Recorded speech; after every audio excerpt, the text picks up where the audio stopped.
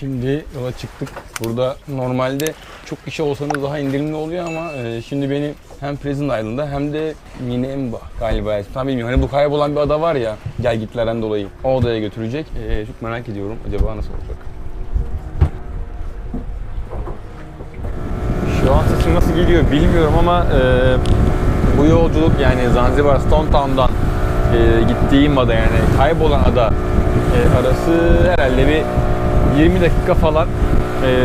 Bu sesle beraber gitmek çok güzel. Gideceğimiz ada şurada. Şu an görünmüyor. Ben bile çünkü zar zor görüyorum ama bayağı yakın aslında. Bir kilometre falan kaldı galiba. Bu ada arkadaşlar kaybolan ada. Yani gelgitlerden dolayı günün belli saatlerinde ortaya çıkıyor. Belli saatlerinde kayboluyor. Yani herhalde bunu yaşayabileceğiniz başka hiçbir yer yoktur büyük ihtimalle. O yüzden Zanzibar Stone Town'dan neydi ismi? Bloody. Yani, island name is Bloody. Sandbag. Sandbag ama Swahili dilinde Bloody ne diyorlar? Öyle biraz sonra varacağız oraya. 50 metre falan kaldı. Size bir şu dışarıdan da bir göstermek istiyorum. Bakın ada buradan başlıyor. Burada bitiyor. Yani bu kadarcık bir ada. Zaten birkaç saat sonra yok olacak. Abi gördüğüm en mavi su diyebilirim ya. Çok hoş. Satıcılar da var. Şimdi suya ineceğim. Umarım düşmem. Allah.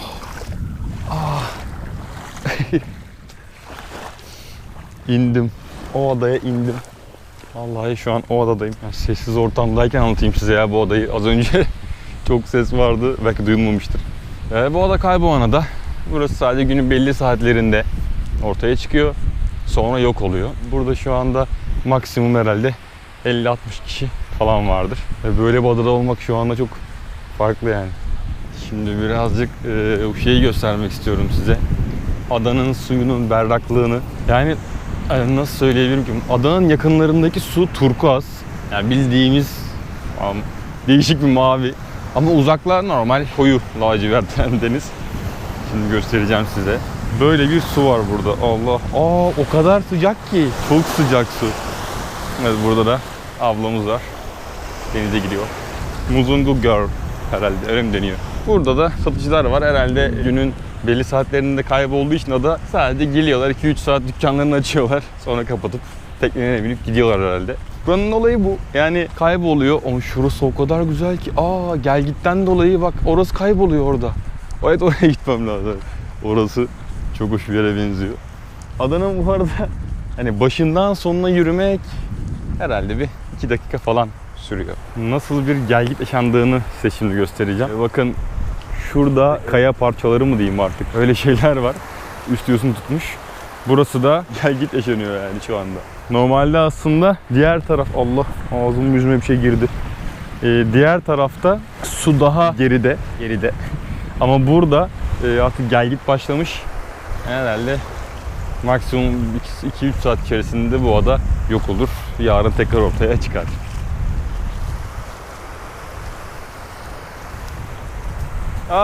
Çok garip. Hem buradan dalga geliyor hem buradan dalga geliyor. Konuşamıyorum da rüzgardan. Çok hoş şu anda. Size şimdi göstereyim. Hem buradan dalga geliyor hem buradan. Herhalde yani ne kadar sürer ki ya kaybolması bu adanın? 2 saat sürmez herhalde. Çok hoş.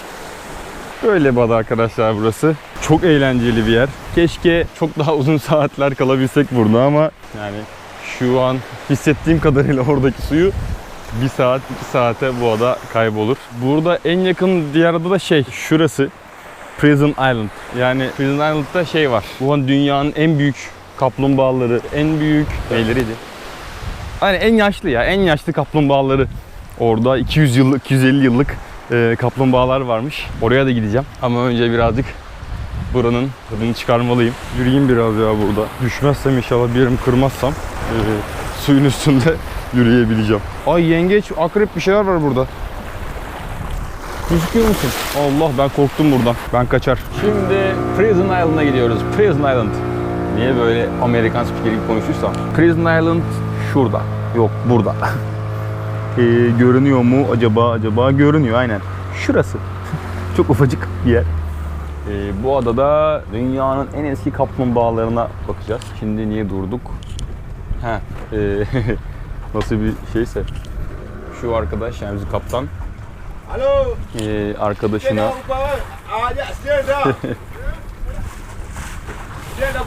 arkadaşı da burada bir şey söylüyor. Durdu. Bizimki durdu, o gidiyor. Ne oluyor ya? Bir şeyler konuştular, anlamadım Swahili dilinde. Şimdi herhalde artık gidebiliriz. Evet. İnşallah bir şey olmadan gideceğiz. Gidelim lütfen.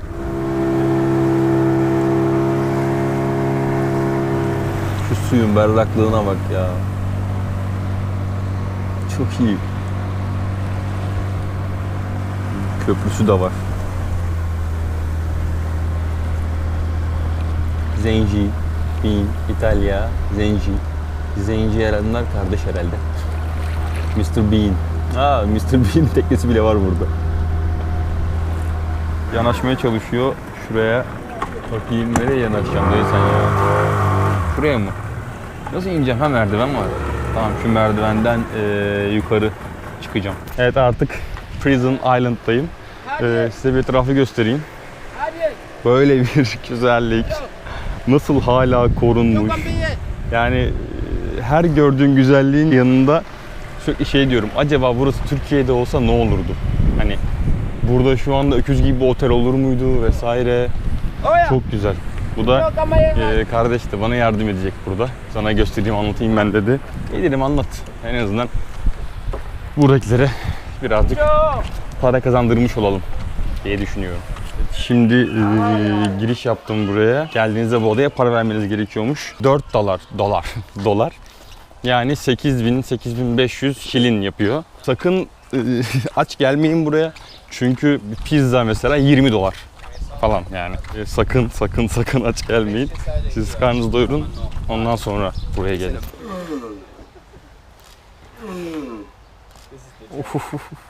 Böyle bir şey yok. Az önce gördüğümüz şey herhalde buradan başka hiçbir yerde şahit olamazsınız. Burada da diğer kaplumbağalar. Ama çok tatlılar. Kaç yaşında acaba bu? Yani hepsi 150-200 yıllık falan diye biliyorum. Sen ne kadar tatlısın. Yemek yemek ister misin? İster misin? İstemiyor musun? Ha? Bir tane ye. Bir tane. Hadi. Kafaları çok güzel ya. Bu buradaki en büyük kaplumbağa. Yani boyut olarak diğerlerine göre. Bir bakayım. Aynen ya bu. Bu da kız beslemeye çalışıyor. Yedi. Bildiğin yaprağı ısırıyor. Allah, senin dişlere bak. Dişi yok gibi ha. Daha yakından gösterebilir miyim? Gösteririm. Nasıl yiyor ya? Dişleri de yok bunların. Şöyle. Al, bunu da buraya bırakayım, yersin. Böyle arkadaşlar burası da. Gelirseniz eğer bir gün buraya çok dikkatli olun çünkü renkleri burayla aynı olduğu için, yani kahverengi falan. Yanlışlıkla kaplumbağanın üstüne basmayın. Çünkü her yerdeler. O ne lan? O ne? Tamam, turtle'lar güzel de o ne o? Tavus kuşu. Bu da başka bir çiftleşme. Böyle duruyor. Sonra bir şey yapıyor, bağırıyor. Evet.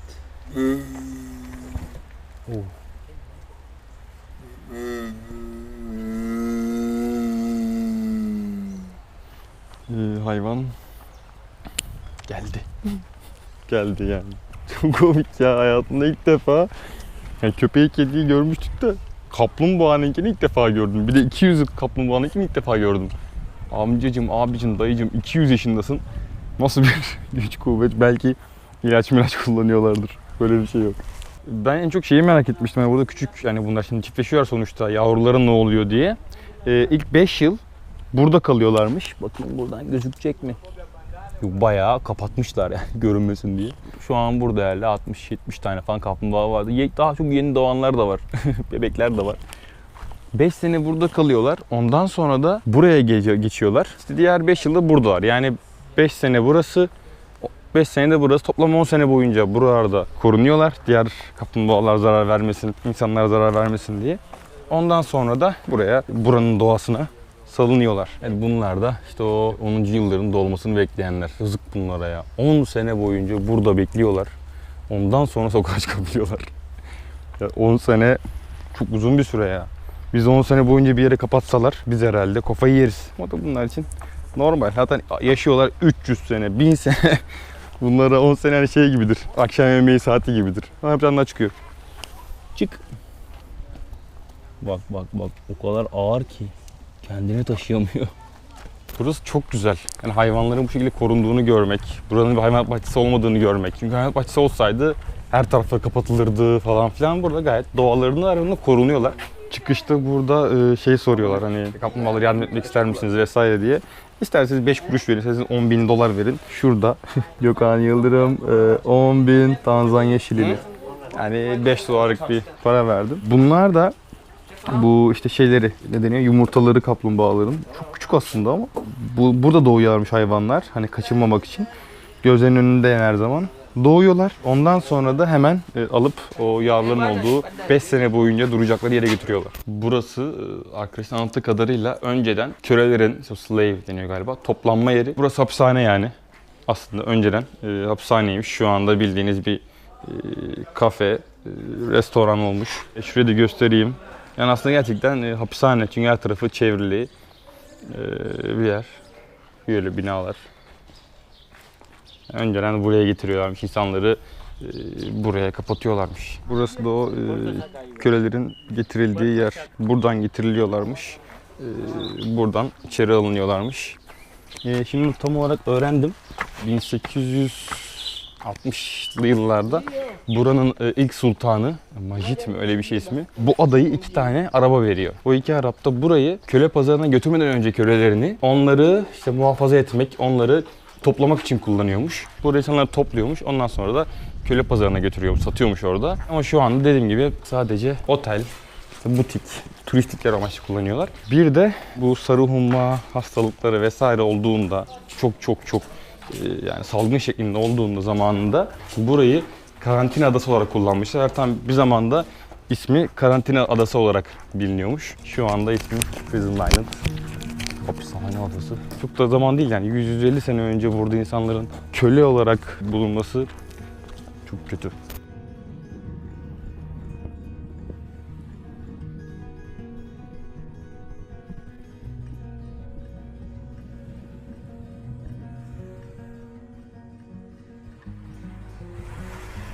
Herhalde şu manzarayı bulabileceğiniz herhangi bir başka ülke yoktur. Yani şunu yaşayabileceğiniz ben olduğunu düşünmüyorum şahsen. Şimdi bu köprüyü göstereyim. Köprü mü? İskele. İskele.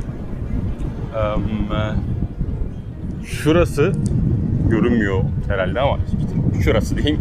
Stone Town yani Zanzibar. Burası da Zanzibar'ın başka bir adasıydı arkadaşlar. Böyle çok kalabalık değil, hatta hiç kalabalık değil. Yani toplasam ben burada 40 kişi falan görmüşümdür. Gelince kesinlikle ve kesinlikle bu sularda yüzün. Çünkü ayda görüp görebileceğiniz en temiz sular ve altında ne hayvanlar yaşıyor, ne hayvanlar görmeniz lazım. Öyle. Teşekkürler arkadaşlar videomu izlediğiniz için. Çok sağ olun. Çok iyi bakın kendinize. Bir sonraki videoda görüşmek üzere. Hoşça kalın.